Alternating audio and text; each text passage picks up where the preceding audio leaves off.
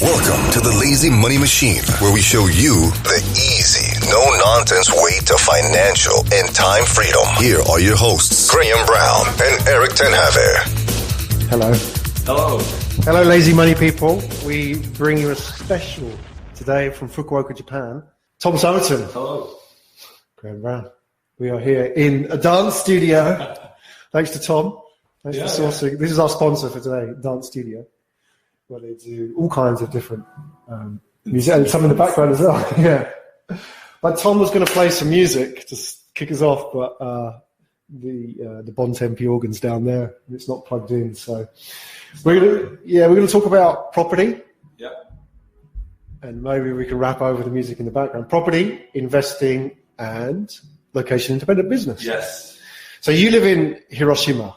Yeah, in Fukuoka. And Fukuoka. So you live between two cities. Yeah. And I live in Tokyo. We're both from the UK originally. Mm-hmm. We're both into property.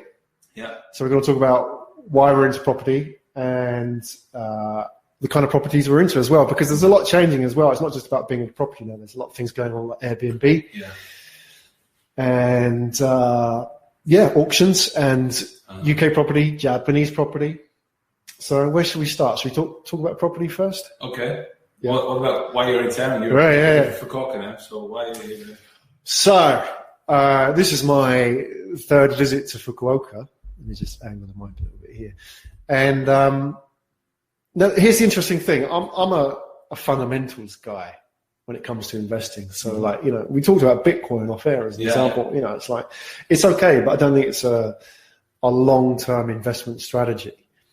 And fundamentals is like the basic stuff. In Japan, for example, like the population's a real issue, isn't it? It's like, I don't know how it is in Hiroshima, but it's not as good as Fukuoka. I wouldn't buy property in Hiroshima. Right, because the population's going down, right? So that's what we mean by fundamentals. So in Fukuoka, there's only two cities in Japan where the population is predicted to grow over the next 20 years, and that's Tokyo and Fukuoka. Yeah. Everywhere else, the population's doomed. And it really is doomed, right? We're talking millions of people disappearing out of the market. Yeah. 30 million, right? Yeah. So the population is going to go from 127 million today to below 100 million by 2050, right? That's the predictions. Yeah. So what does that do to the property market? Well, if you're in a market where suddenly there's a lot less people to rent, that's a big deal, right? Prices go down, supply. You can't sell it even if you want out. Exactly. Yeah. And the kind of people who are renting are getting older and older, right? So it's not the kind of professional market. Right? So I'm here in Fukuoka to check out properties, right? And you can buy. So here's the thing. You can buy a property in Fukuoka for a one bed for what? 6 million? No, that's cheap. That's cheap. So I got my numbers wrong. $60,000, right? Oh, yeah. $60,000, right? Yeah. £40,000. 6 million yen. Yeah. Is that about right? You can even get them for less. 4,000 for extra property in less than 5 with your buying costs. That kind of as cheap as you'll get. 50,000, 4,000. Oh, 4 million. 4 million, yes, sorry, millions. Right. I've struggled with big Japanese numbers. I'll do millions and zeros. You're doing tens of thousands, right? Yeah. So you can buy a place for 40, 50, 60,000, and you can get 7 or 8% yield on that. Yeah, 7 is pretty realistic. Not so much at 8, but 6 or 7 is there. Right. Yeah. And one thing that interests me about Fukuoka is there's a growing foreigner market, right? Yeah. They've got the startup visa here, which we've both looked at, right? That startup fund. There's a lot of foreigners coming to Fukuoka and setting up here. So they're going to need houses, and they're going to need a special type of house, which is, aimed at young professionals, probably quite high quality compared to, the standard Japanese rents, right? So there's a market there, and it's a growing market. So that's why I'm here. I'm really curious to see what the opportunities are. But I think there's a few potential showstoppers in Japan, isn't there? There's one which is like, you're a foreigner, it's going to be difficult, Yeah, I think there's help with that. If you get the right legal team to sort things out for you, right, it helps there with that. Yeah, and I suppose the legal aspect. You can't borrow money on the same terms that you would if you were Japanese, right? Unless you got the permanent visa, in which case you can. Exactly the same. Yeah. Right.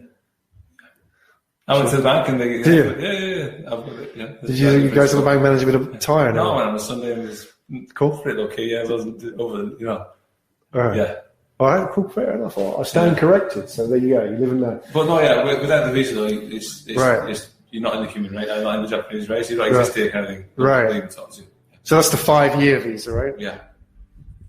But so for me, the reason why I'm here in Fukuoka is because even as a cash buyer, I think it's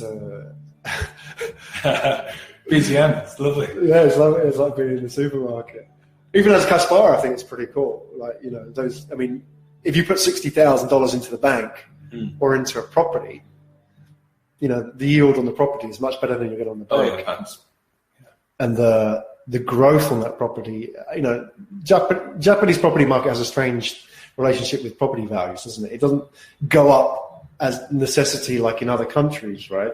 Yes. Often it goes down, right? Oh, yeah. So, but I think Fukuoka is probably a market that will go up over time, even if it's in single digit. Even hopefully holds, yeah.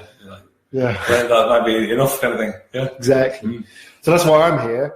And I met up with Tom the last time, last year, wasn't it? September, October, yeah. Because you're in the Lazy Money Machine group, but also there's a shared interest in the kind of things that we do business-wise and property-wise as well. So, we're going to have a chat about Fukuoka. Taxation is my biggest worry with buying property in Japan. I've been doing numbers, and taxation is it's my biggest worry about. You have asset value tax. One. Every year you got to pay that 1 to 1.5% of your house value, and it's just cuts into your. So that's like a flat rate tax. So if you had a $100,000 property in Japan, no matter what you did with it or what price you bought it at, you have to pay 1%. 1.5. And they don't tell that number until you buy it. Right. Yeah. So it's 1.5% flat rate tax. That's a wealth tax, effectively, an asset tax, right? Has to be filed every year. Yeah. Okay. But what about the other taxation in comparison? There are a few different kinds of tax. And if you buy it with a company structure, there are like 6 kinds of tax. 6 kinds of tax. Yeah. I was looking at the other day. I can't remember all the ins and outs, but I've been learning this stuff. Right. It's tough going. Yeah. So in other countries, like the UK as an example, so you have experiences. I have experience in the UK. In the UK, for example, it's far better to buy individual properties as an individual, right? Because there's up until very recently, there was a lot of benefit in doing it, like the personal tax allowance and the interest rate relief and so on. But that's kind of changing. But here in Japan, is it the same? Is it still sort of more preferable to do it as an individual or in the company? Because 6 taxes to pay as a company. And the other thing is your company filings, annual filings with the company is 80,000 yen. Right. So it's like $8,000 maybe or something. 80,000 yen is $8,000. That's your tax filing every year, whether you make money or not. Right. What is that? The accountant's cost or the filing fee? Filing fee for your company. Wow. Every year. So it's a lot of money. 80,000. It's $800, right? Is it? Oh yeah. $800. Yeah. Still $1,000. Yeah. So it's $1,000. All these numbers, Right. Almost, yeah. Right. So you've got to pay $1,000 like as a filing fee. Yeah. Right. Yeah. Okay. It's not the end of the world, but it's just. Okay. So. What about your property? Do you have property here in Japan? Do you have property here back in the UK? So in England, I have a 3-bed terrace, which I used to live in before I came to Japan. I did actually try to sell it, but it was right at the bottom of the market and no one wanted it. I basically just cut my ties when leaving England. But luckily, no one bought it, so I ended up renting it and keeping hold of it. And that's taken over. I've got it currently vacant. I've just been getting all renovated and done up, so ready for a new tenant. Okay, so you've got a rental property in the UK, and in Japan? In Japan, my family owns a block of flats in Hiroshima. Right. So that's in the family. They've had that for about 40 odd years. The building, yeah. So basically, none of them have been interested in it. So since I've been living there, I've been doing all the DIY, and then got us into Airbnb. So I've done up four apartments there in the and then a studio as well. How many units is in there? So there's 8, and then we've got the family flat. So we have half. They're like three Airbnb ones and 3 long-term tenants. I have a flat, and the brother-in-law has a flat. Okay. So I don't know how it works in Japan. Do they have like freeholds, leaseholds? Is it a similar kind of structure? Do you have that? They own the land, yeah. They have to pay the land taxation. That's another one. Right. As well. But they own the whole building. Yeah. Okay. Okay. So going forward, which sort of is it any of those you'd like to do more of, or you think about doing something else in property? Well, like for Airbnb in Japan, they're making up the laws as they're going along, and for now it's difficult and unpredictable, difficult to calculate. So I'd wait before going into that really. June this year is supposed to roll out and things will start happening officially. So yeah, I'm wondering about whether to buy personally. I've just been running numbers and also running numbers for setting up a company and preparing bank applications. So far, it's been minus numbers on the calculations. And it's like when you say build it personally, buy it personally. You mean in Japan? Yeah, in Japan. Yeah. I'm thinking about England too. Yeah. Right. That's it. So you got options to buy in the UK and buy in Japan. Okay. And which on your, without going into the numbers, which on your numbers is better at this stage? England's probably easy to do. Right. Because I've got equity in my house there. The lending's approved. And I understand everything. I can do things directly and get on with it. Here I need help. I get things. Everything's Japanese.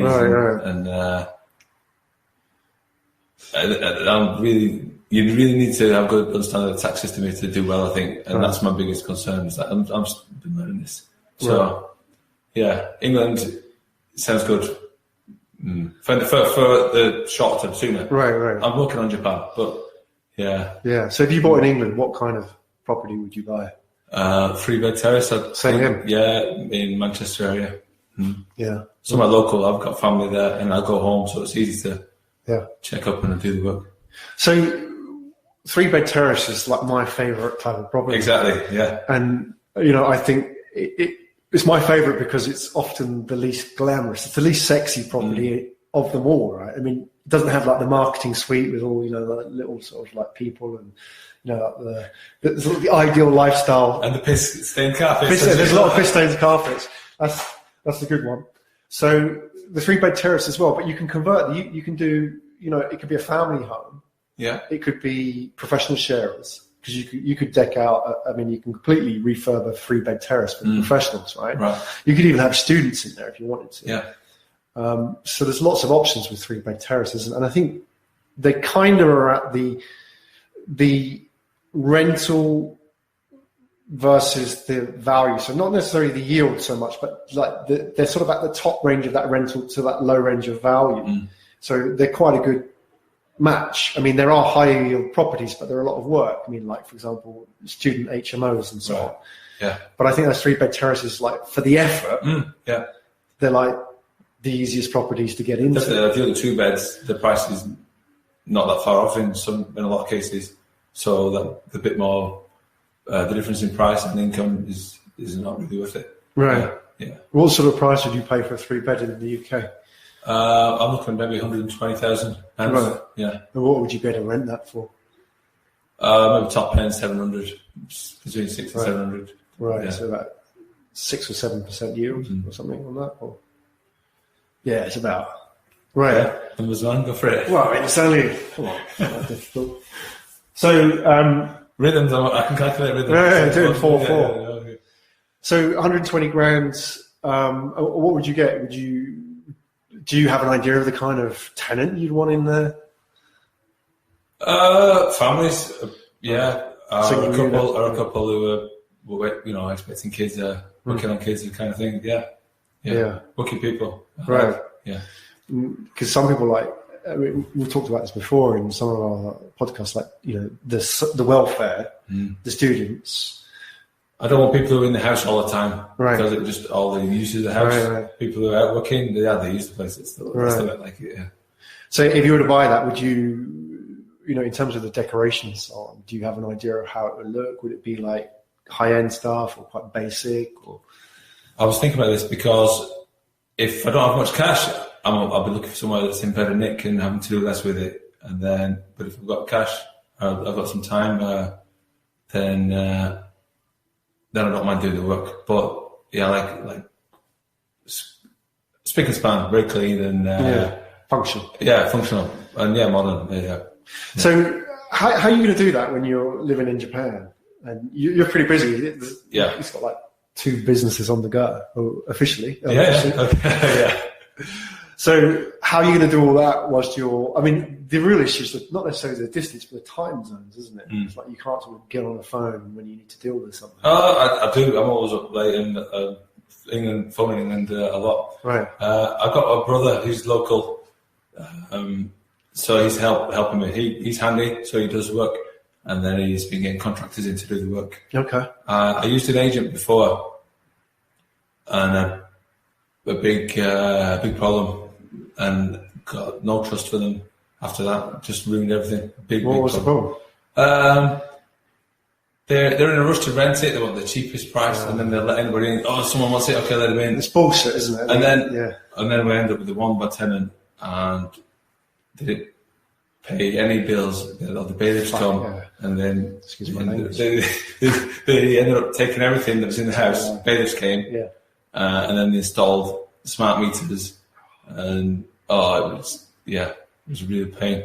Yeah, and often rent was missing, and I had to put the what's that? Is it 21? Section 21. Section 21 to get them booted out. Yeah, it was horrible. Time and money and mess, and and then also trying to talk to them, they just wouldn't give me a good answer.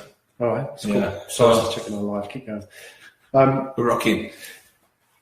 What you're talking about is really interesting because I've had experience. I've never had a tenant I've had to evict, but I think this is something that people don't really know a lot about until it happens. Is that agents can be complete wankers. Yeah. They can be. I mean, and the landlords, the thing is, you entrust them to look after your property and they give you this bullshit. Like, I've had situations and I've learned the hard way. Somebody said, we've got this, it's like, I've got a single woman and she's a professional. She doesn't pass all the credit checks, but she's good. And I was like, okay, fine. Put her in. Right. Nightmare. Similar situation, but it was resolved, but it was a real headache. And then I had another one who, very similar situation is, I've got this Chinese couple, students, don't pass all the credit checks, but they're willing to pay 6 months up front. And that's a danger sign, right? Because those people there's a reason credit checks, they're a guide. They're not the complete picture of that person, right? And especially if they're from abroad. But, when people start paying a lot up front as well, it's a bit of a warning sign because those can produce some nightmare scenarios, just from my experience, right? One of them being, I have a good friend who rents properties in Manchester, and he got approached by an agent came to him and said, I've got somebody who wants to rent you a property, a 3-bedroom terrace. He's a Vietnamese guy, and he wants to pay 6 months or 12 months up front. He said, fine, I'll take the cash. He's a bit desperate for the tenant, took the cash. 6 months, doesn't hear from the guy, obviously, because he's paid all his stuff up front. And then the police raided the property. Growing some agricultural, obviously, cannabis farm. Yeah, I happened to a mate of mine. It happens. In Massachusetts, right. In his cellar, and the idiot, the guy who did it, he wired the electric to the main thing. Right. That's how they got caught. They didn't pay the rent, and then he got busted. It was just stupid. Right. So there's this kind of warning signs. I think it's like, you might not get a cannabis factory in your house, and they cut huge holes in the house, like for ventilation. Right. They drilled through the walls. They cut brickwork out, and they rewired all the electric. Oh, yeah. So these guys knew what they were doing. Oh, yeah. But I think the point was just that, you know, it may be tempting to take money up front or take a tenant who, you know, maybe is keen to get in but fails a check. But it's a warning sign, isn't it? If it goes wrong, you've only got yourself to blame for that situation. And I think it's hard, isn't it? Because especially if you've had a property on the market for some time and it hasn't rented, and then somebody comes along, I've got this sort of crappy tenant. Desperately want to take the money, you sooner the better. Yeah. It's often better not to take anything and just reassess, you know, even to spend like £1,000 painting the hallway or whatever, just a lick of paint, because that money would be lost in a bad deal. But I don't think it's just the money that's lost, but it's also the headache, isn't it? I mean, I can't imagine what that was like, having to Section 21 to evict a tenant, right? Pain. Totally, pain ass. Yeah. You lose any sleep over it? It bothered me. Yeah, it was a hassle. Right. Just a hassle, loads of hassle. Did you have to go to court? Because I know some landlords have to talk to the agent. Yes, I did help that. Right. Did the agent go to the court for you? I don't know. Right. Because you have to pay them for that, right? So. Oh yeah, exactly. There's all these things they end up having to do, all these percentages plus all the charges just get padded up. It's just like all the money gone. Yeah. So after that experience, what did you learn? That I can do a better job than myself, and my brother's a big help. Right. He and I have a lot of friends who do things. Just calling on them and getting recommendations and people who actually recommend things, and then I use Open Rent, a website platform in the UK to get tenants, and you can do all the credit checks and contract stuff and all through there. Okay. Yeah. So you're not managing an agent yourself now? No, because that can be a real pain, isn't it? But I do have to deal with a tenant. Right. I mean, that's so far been okay. My last tenant was good. How do you deal with that when you're here in Japan and your tenants? Just an email. I mean, I'm online all the time, so it's not they know you're here? Yeah. Okay. Yeah. So they're not phoning you at 3 a.m. and saying, I don't think they know my phone number. Okay. So you don't give it to them, right? No, I give it to my brother, though. My brother's local. If there's an emergency, he's 10 minutes, 5 minutes down the road. Yeah, very close. Okay. And that works? Yeah. Do you need a special type of tenant to make that work? Yeah, that's interesting. Someone a bit easygoing helped. Right. When I had two, both at the same time last time, and the other guy was really pushy and like, we want it, come on, let's have it. And really, he's ex-military, and he's just really aggro, like just not in a bad way, just really forward, like now, push. And it's just like, oh, I can see you're going to be a pain in the backside, so no thanks. I'll choose the other last, Yeah. I've had, I think the key is as well, getting good tenants is really important. And not just tenants who can pay, but there's a type of tenant who, I think they might be a bit younger, who kind of needs everything, a bit needy. And I had tenants who would call the agent, and they just moved in to the apartment, and it's a one-bedroom. This one's a one-bedroom apartment in Battersea in London, so it's a really nice area, a really nice apartment, access to restaurants and shops in Lavender Hill area, really nice.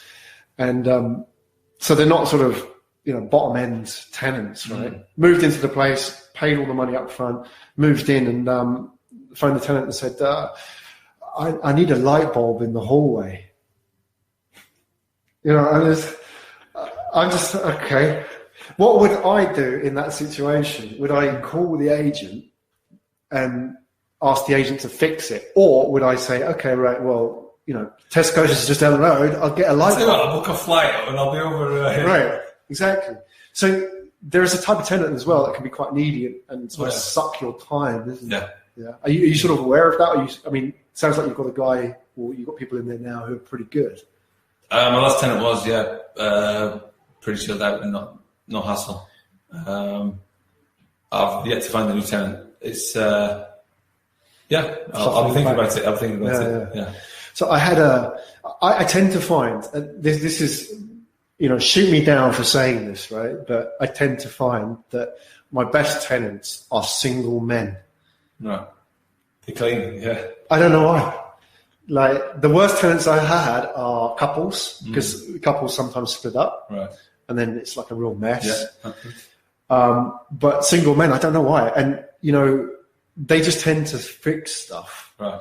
So that property I talked about where the tenant wanted the light bulb, the tenant in before that person was in there 3 years.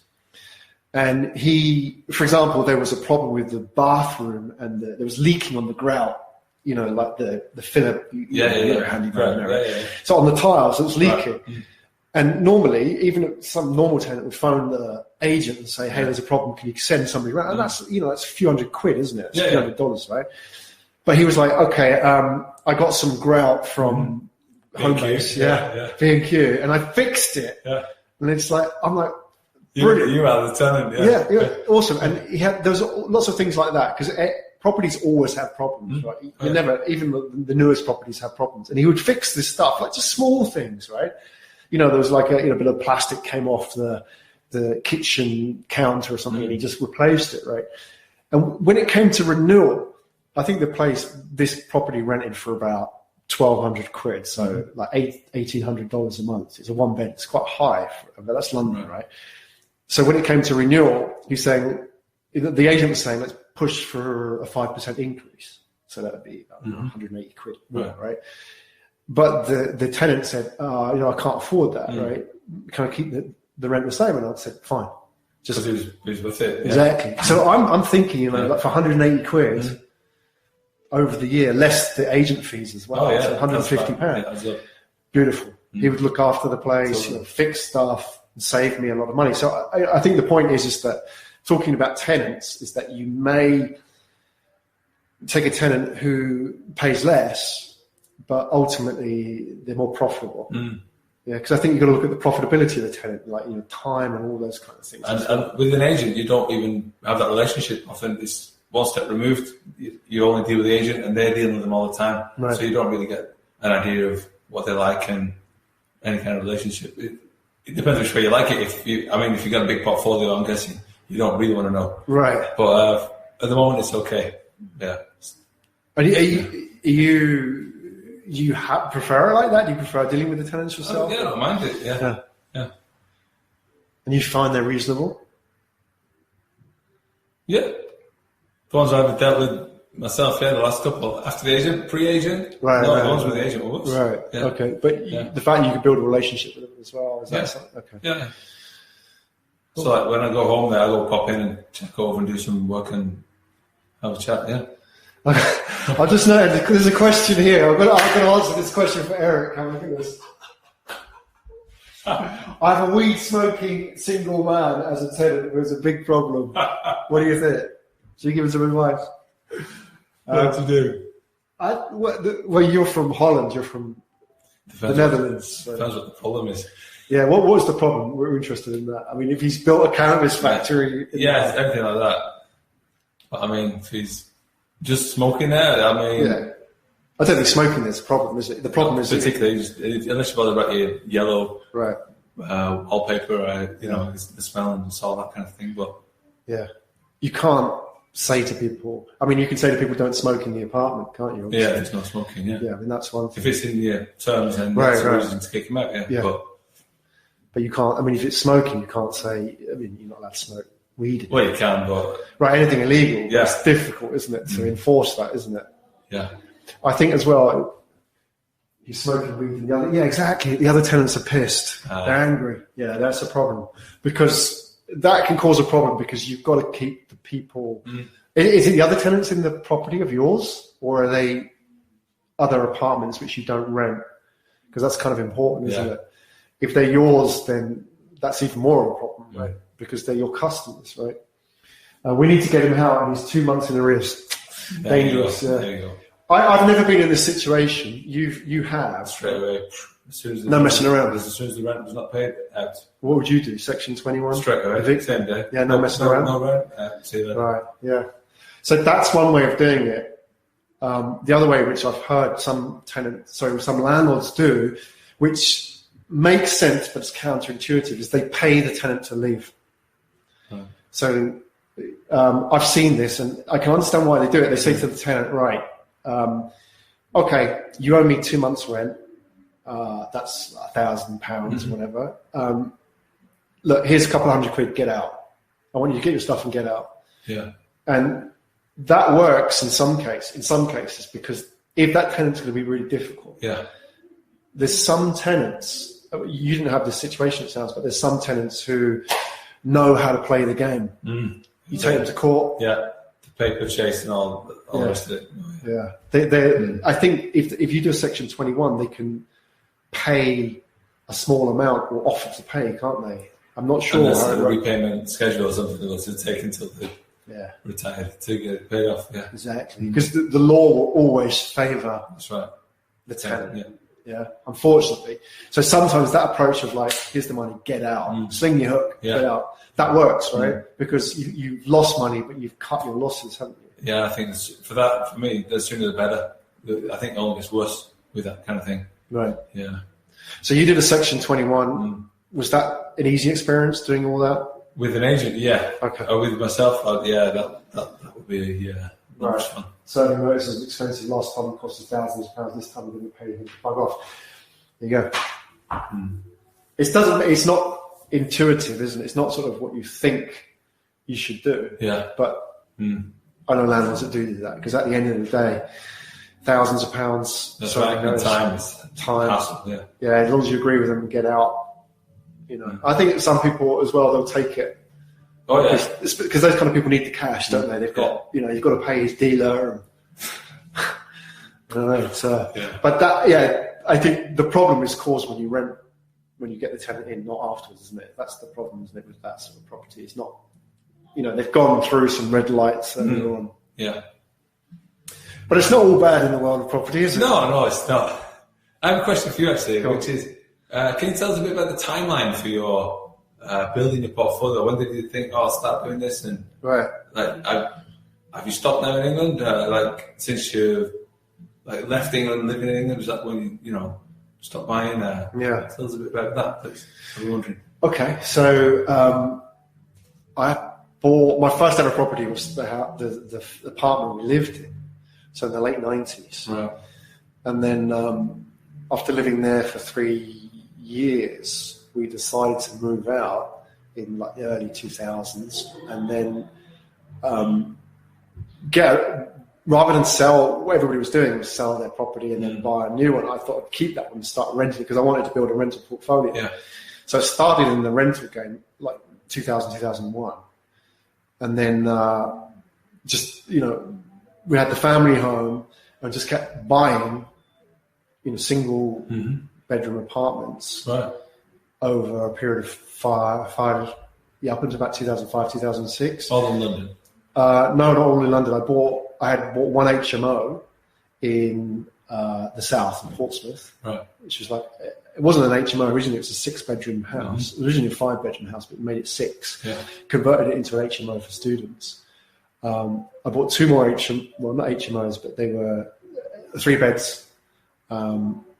And got rid of 2 of them because I bought them, got rid of them. That was a really bad move, because they were HMOs converted into 4 beds, but they had to be HMO because that was the it changes council by council. And got rid of those. So what I did is I built a property, scaled it back, and then as I stand now, 4 properties in the UK. And that's enough for me, because I don't want to, my situation is that I feel now in the UK that the window is shut for private investors, individuals, and I've got enough exposure. Property in the UK is really good, but I wouldn't suggest having any more exposure in the UK than I have, right? So my timeline is in total, 18 years, 17 years in property. And obviously the values have gone up quite a lot. But I would say this, the one thing that I have learned over those years is that in the first 4 or 5 years of having property, I was constantly checking property prices and thinking, this one's not going up like I want, and why isn't this one making profit? And I was constantly every day hawking my properties.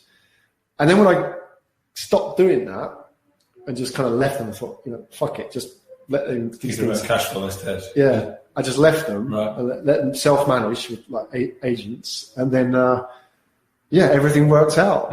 It was what was the point? Because I think I was under a lot of pressure then to sell properties because there were better ones, because in the early 2000s, property prices were going up a lot. I didn't have properties in like the hotspots, so where they would go up 20% a year. So I had a property that would go up like 6 or 7%. So I was thinking, I've got to sell that one because I could buy this one. Yeah. So I think there's always a danger when you're growing a property portfolio of constantly, looking at the whole market, look at what other people are doing, and that fear of missing out. Especially in London, it's when it is hot, it's so hot. It's like booming the prices, and everyone wants to invest. Yeah. That time as well. So these properties got 20-25% a year. You could buy anything, and it would appreciate in value. Yeah. So to answer your question, I've been in 17 years. Right. Yeah. Wow. So and I've done all different kinds of properties as well. I mean, I've bought properties, sold properties, but I've kept probably my 4 best ones. And I've bought HMOs. I mean, Erik does HMOs. Yeah. Nightmare. I don't want to do them. I've got one because it's just okay. It's good. It's really good cash flow, but I wouldn't ever buy another one. And I bought 3 at the time because everybody was kind of getting into it at the time. And I bought at auction, and I've done all that. So I've never done commercial. That was, I suppose, my one great. I did have an option to buy commercial, but it just didn't happen because the business partner I was with at the time, he just kind of like said, I don't want to just buy a private property, which is fine. Yeah. So because we were going to buy an office for ourselves and then rent it back to ourselves, which is kind of like how you build a pension. A lot of people were doing that. Speaking of which, can I ask you I've got a few questions ready? Is that all right? Go for it, yeah. But one question I had was, did you consciously decide, I'm going to retire at 40? And if you did, when was that? No, I didn't. Have a goal. No. Yeah. I mean, your definition of, that's how you do it, your definition of retirement. Not having to work. Yeah. No, I didn't. It just sort of, I realised it was upon me. Originally, my first ever goal was, I think I was in the mid-20s and I said, I want to be a millionaire by the time I'm 30. And it was sort of, in the late 90s, .com days. So it's quite possible, right? And then it didn't happen by the time I was 30. And it sort of passed. Yeah. And I thought, what was that? I felt like a failure. And I had a very successful telecoms business after that, which made a lot of cash flow. Yeah. But all my money was made out of property because I kind of, everything that I'd made in that that lifestyle business, so to speak, creating cash flow, I put into a property business. And I think if I just committed everything to the telecoms business I had, I wouldn't have been in that situation where I was by 40, where I thought, okay, right, if nothing ever happened now, I could effectively live like this for the rest of my life, right? And how have you chosen? You must have had opportunities to invest in businesses or in property and stuff thinking, okay, I've got too much on, don't want more, but how have you decided when, I'm missing the boat, it's a great opportunity, it's now or never, I just can't cope with it, I don't have the money, how's that deciding factor been for you, over the years with property and business? Property and business, I think property's never been a business, like a full-time business for me. I think that's the key, never to make it one either. Yeah. Because I don't think it's interesting. I mean, it's great because it allows you to have that lifestyle, right? But it never. Unless you're into it, like Erik does, the developer mate who does flip it, read does them up and. But that's like an active thing. Isn't it? That's quite interesting. Yeah. Like flipping a property, it's a bit like trading, isn't it? Yeah. So quite active. But just holding it as it's like it's not an interesting. It's just a thing, isn't it? And it's like. Yeah, okay, it just happens and it produces income and that's cool. And the agent contacts me once in a while, like the other day, the agent contacted me and they wanted a new washing machine. But I never sort of wake up in the morning thinking, yes. Okay. So interaction. What washing machine are we going to buy today? So, the answer to your question in terms of the property side, it was always make that something that could work in the background on its own. And then find something that I'm really passionate about in the daytime. Yeah. So like this, I really enjoy this. Meeting people like you, like in this, this club, this group that we have. I just really enjoy that, right? It doesn't have to be something that produces a lot of money. It's not going to be something I can retire with, but it doesn't have to be. Yeah. Because I've already got that fixed. Right? Yeah. So I don't know if that answers your question about how you decide. Yeah. I spoke to a financial advisor about 5 years ago, and it's like, when do you want to retire? I goes 40. And he goes, you're off your head. I goes, I know, that's why you're not the guy for me. See ya. And that was that. That was the end of that relationship. No, you didn't get it. Like, if you can't think in some way to make crazy money, then you're not the guy to work with. Yeah. What was he trying to sell you? It was a nice balanced portfolio for expats with all his tax benefits. Was he based here or is he based in Tokyo? And I goes, do you invest in it? He's like, no. I'm like, yeah, you see. See you later. And I asked him what he was thinking about metal, and he was just like, he thought it was, a doomer, into silver or whatever, what are you talking about? It's like, no. So he was just trying to sell you products? Yeah. Right. And that was funny. That's interesting. I mean, I was a financial advisor. Yeah, exactly. Yeah. And I remember that, we were talking about Tom and his property portfolio. Okay, yeah, we'll come to that in a minute. But as a financial advisor, I was on commission, so my goal was to sell products, and sell products, and that's how we made our money. Yeah. Right? It doesn't matter if it makes you rich. For them, that's money in my pocket, right? Yeah. So I got out of that game, but it was a great education. Yeah. But I think we have to realise that's what financial advisors are there for. Yeah. And if you look at the financial industry as well, I mean, if you look at how many class action lawsuits have been filed against financial companies and banks in the last year, it's just insane. Yeah. The numbers we don't really know, do we? Because they're never sort of published. But these guys have not got our interest at heart. No, exactly. Erik asks, how far are you with your property portfolio? How far?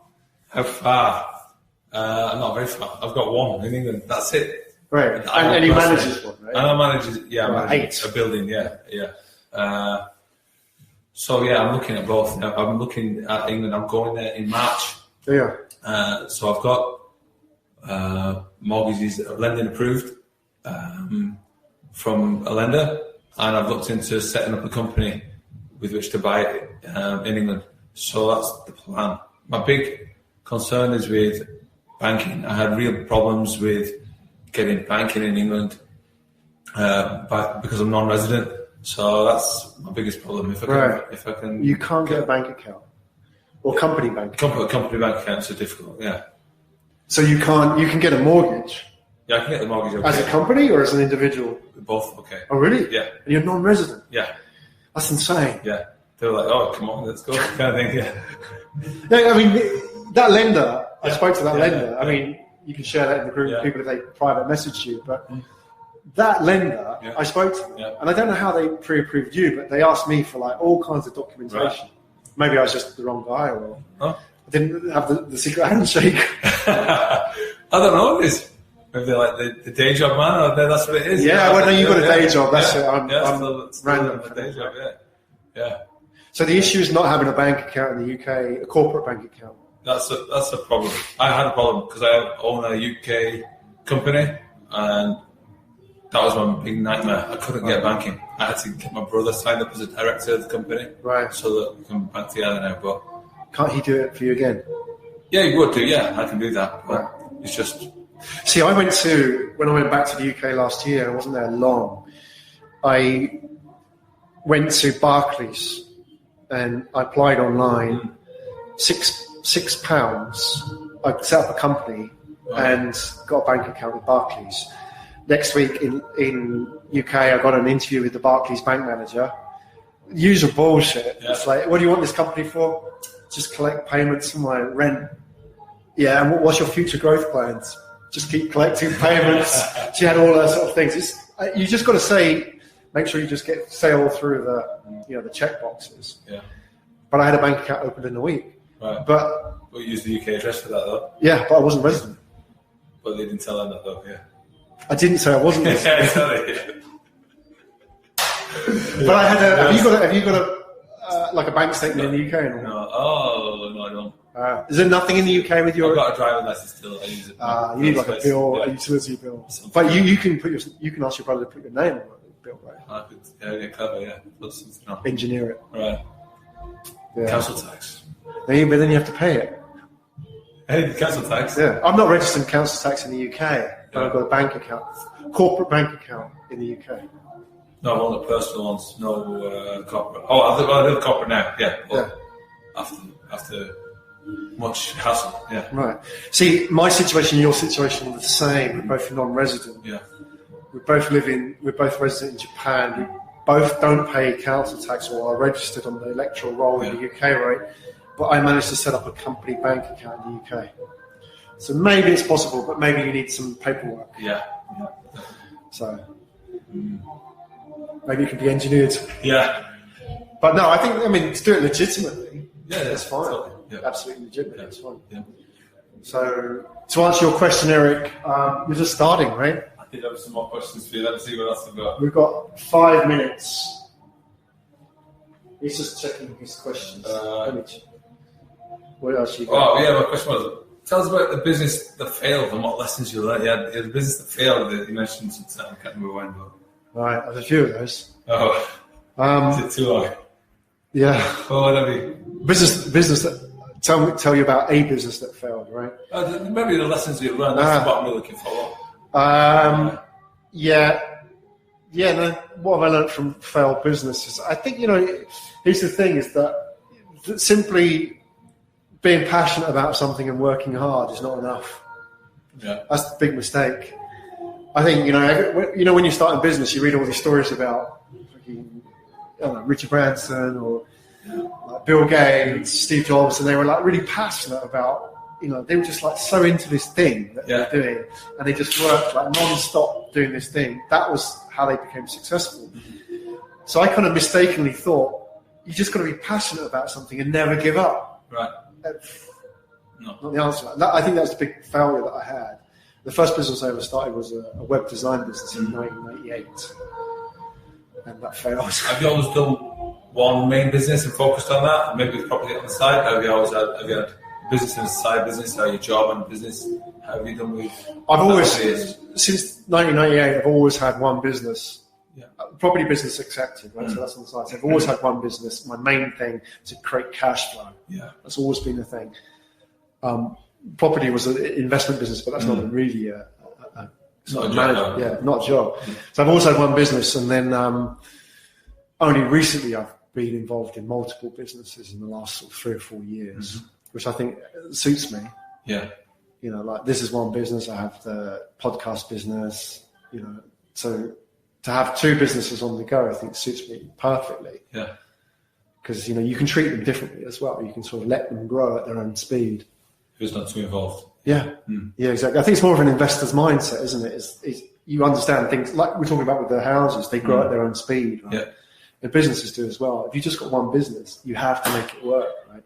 But if there's a few projects, maybe this one's working right now, this one's a bit slow, you can kind of focus on that one and leave that one a little bit, Yeah. Right. That's answer your question. Yeah. Got one more? Oh, you got one more? Yeah, I do. I was going to be asking you questions. Oh. No, let's go. Do you have any experience or interest in agricultural?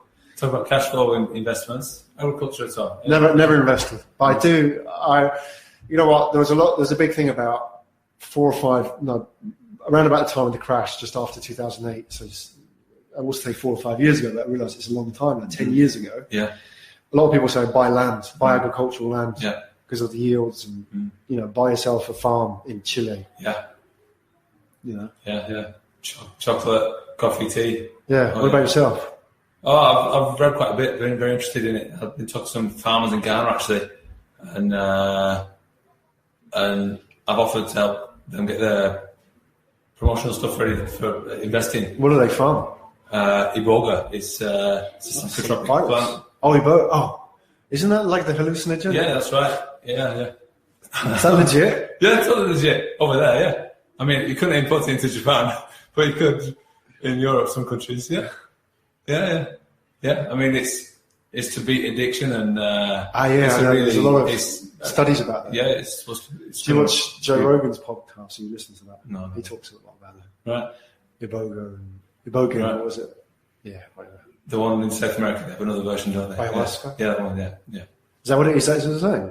No, it's a similar kind of thing, Yeah, But going a deep. So what are you journey. talking to these guys about? Actually helping them or buying? Well, them? they're actually doing it now. They're farming it. They're doing it. They're Right. making this farm.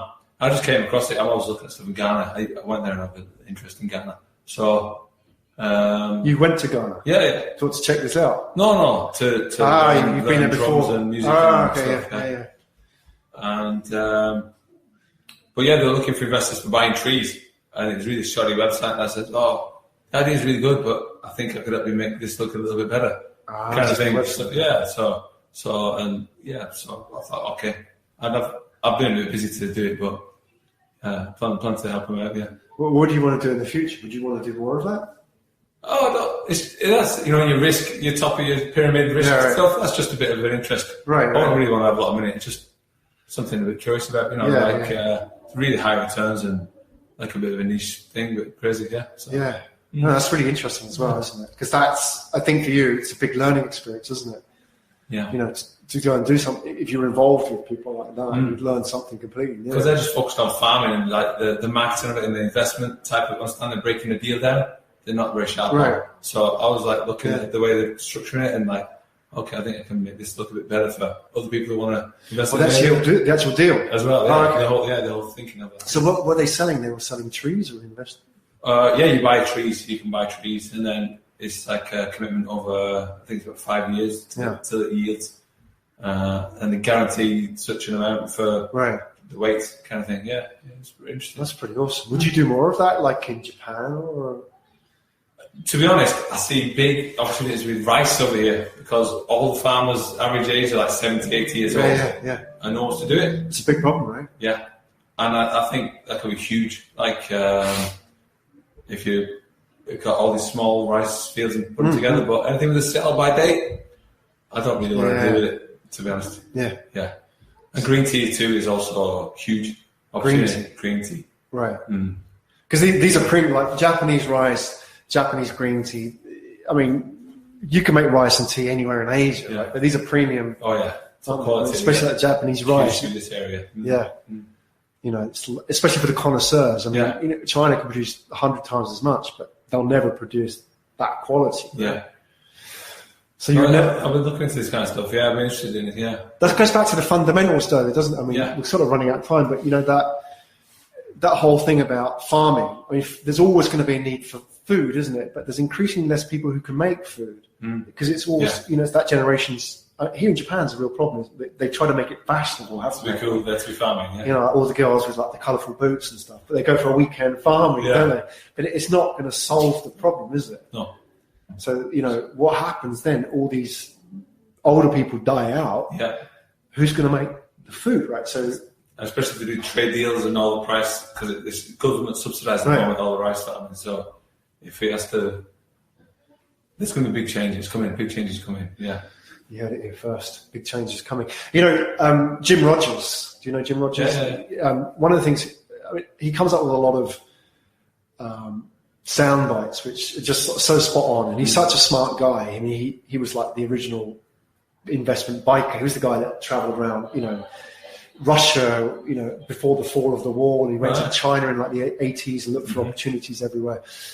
He moved his family to Singapore in 2007 from the US, all these kind of things. But he said, in the future, there's going to be hundreds and, there's going to be thousands and thousands of MBAs and lawyers. Don't teach your kids to be an MBA or a lawyer, right? Teach your kids to be farmers or to, make something. To be a chef, because these are the people who are going to make the money, right? And I think farming, agricultural land is certainly. I don't know where to start though, with something like that. But it sounds like you've already got a head start. I don't know if I can go through with it. I've been very interested in it though. Yeah, the fundamentals are interesting.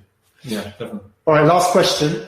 I'm going to let you answer this one yourself as we wrap up. Go on then. This is from Erik. Besides music,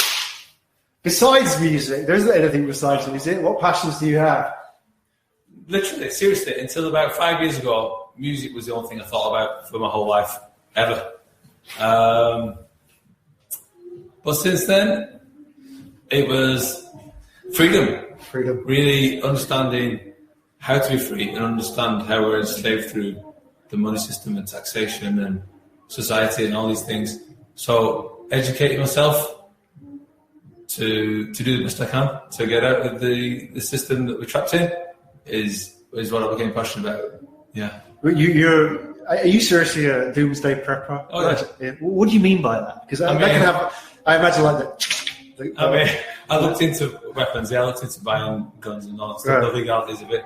But yeah, bags of rice and water and metal and cash and planning and shit hits the fan. Yeah. Serious. Yeah. So I mean, on the financial side, what do you do about that? Do you buy gold? I buy silver. Silver. Yeah. So you use electronic. Still make mobile phones out of silver. Yeah, exactly. Because it's the number 2 commodity in the world, isn't it? Right. After oil, so. Well, it's like land in a way, because it's silver land. You can still use it, isn't it? Because we were talking about Bitcoin before, right? You can't use Bitcoin really for anything. You can use blockchain, but not Bitcoin, right? So if the whole world blows up, you still can use it. In Japan, we've got all the earthquakes and all that's legit too, all the natural disaster, as well as the financial thing. So I'm serious. My family thought it was crazy when I started getting organised. They're like, "Have you joined the cult?" You can share some tips. All right, chaps, we've got to get out of here. We've been kicked out, right? Yeah, time to go. Thank you very much. Thank you for your participation. Comments in the comment box, wherever it is. You've been listening to The Lazy Money Machine. Find out more at lazymoneymachine.com.